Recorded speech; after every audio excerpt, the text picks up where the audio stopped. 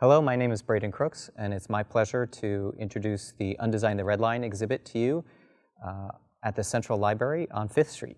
This exhibit tours the country, and we're so proud to have brought it to Forsyth County and Winston-Salem.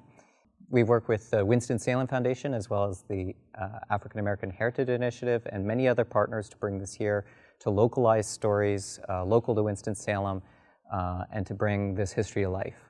You're welcome to come to this exhibit at any time, and we're also going to have guided tours and tour guides who can take you along.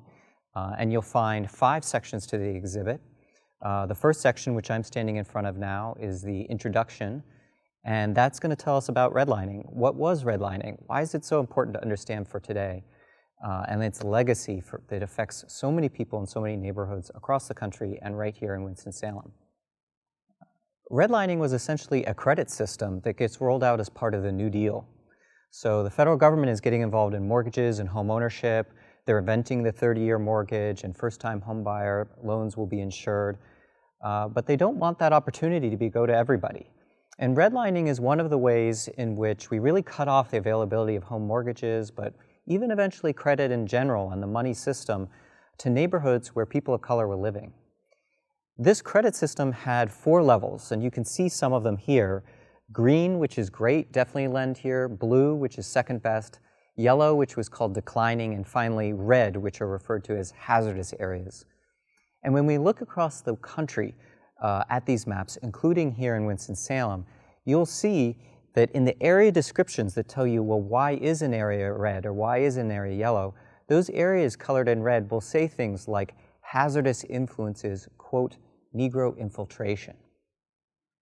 The federal government comes out and says there's hazardous people in America, and we need to know where they're living, where they're going, where they're quote unquote infiltrating.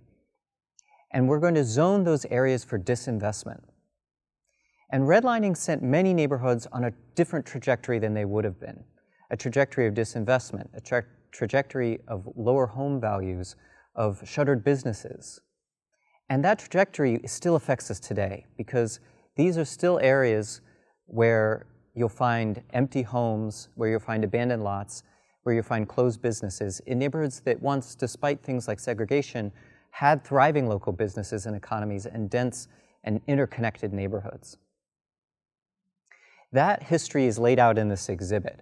Not only redlining, but all the different policies and programs like urban renewal, planned shrinkage, even to today, things like mass incarceration that have affected these same places and people. We've worked with folks from the local community here in Winston-Salem to tell the local histories and stories and include those into the exhibit. There's so many local stories here in Winston-Salem, both of the structural racism and disinvestment that occurred here, but also stories of organizers and activists and people who've pushed from the ground up to make Winston-Salem a better place. We've included the first of those stories in this exhibit, but there's many more to tell, and telling them all is a life's work that folks right here in Winston-Salem are already doing. We encourage you to come to the exhibit and interact with it. The whole exhibit is interactive. You can add your own stories, your own reflections, questions that you have, things that are missing from the exhibit. We really encourage everyone to do that, because this is not about one answer as to what happened, but to come together and tell the story together. And your story is important to finishing that narrative. Not only is this whole history here in this exhibit, but also the exhibit asks the question, what are we going to do about it? How do we undesign? How do we move forward in a way that heals this history? It heals and repairs the wealth destruction of redlining and the social damage to our social fabric as well. We encourage you to share your ideas. How are we going to undesign redlining in Winston-Salem? What are the organizations that need support or new ideas that nobody's thought of yet? This exhibit simply tells the story of what happened. So often, the story of what happened in our neighborhoods, in our cities, is not told. And we come to the table trying to come up with solutions with different stories as to why we got here. Without telling this history and telling this story, we're not going to be able to move forward. That's why it's so important for us all to engage in the question of what happened so that we can move forward together into a better Winston-Salem and a better country. Good afternoon. My name is Annette Wilson, and I'm a member of the African American Heritage Initiative of the City of Winston-Salem. We are delighted to be associated or partnering with the Winston-Salem Foundation as they unveil the Undesign, the Redline display.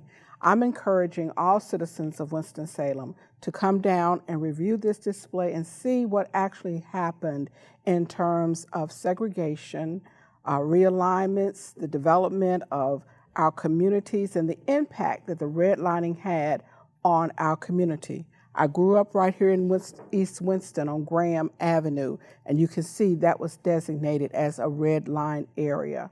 Hopefully, as you review this exhibit, it will spark memories that you will want to share experiences that are reflective of your time as a citizen in Winston-Salem, and particularly among African Americans, because we want to share our story, not just from the perspective of our neighborhoods, but our schools and our businesses. And as you review this display, you can see the impact that redlining had on so many facets of life for African Americans. Hello, I'm Cynthia Villagomez, and I'm present here today at the opening of the Undesign, the Redline. I am actually a member of the City of Winston-Salem's African American Heritage Initiative Committee, as well as a historian and professor at Winston-Salem State University. I'd like to encourage and invite everyone, all citizens living here in our beautiful city, to come down to the Central Library and walk through this interactive exhibit. I'm especially taken by the special board that represents oral histories that really capture the experiences of the African American community in terms of how they survived and thrived in spite of redlining and the long-term sort of continuity of redlining even after it was outlawed. Our committee actually is gathering oral histories from our African American neighbors and fellow citizens who've grown up here and also who have memories that they've collected and cherished from their own family members.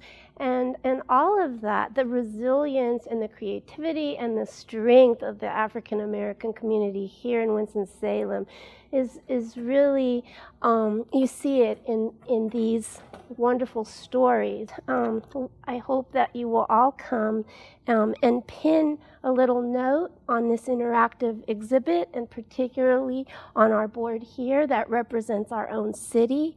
So for me, one of the places I consider most sacred and still is a center of the Black community is the area around Winston-Salem State, of course, where I teach, but also the area in between Winston-Salem State and Old Salem. Their workshops were in that area that's right between. And so for many of us in the African American community, those spaces, those Black spaces are beautiful, and they mean so much, and they really truly are sacred. So I'm going to pin my little red card on that space. That means so much to me.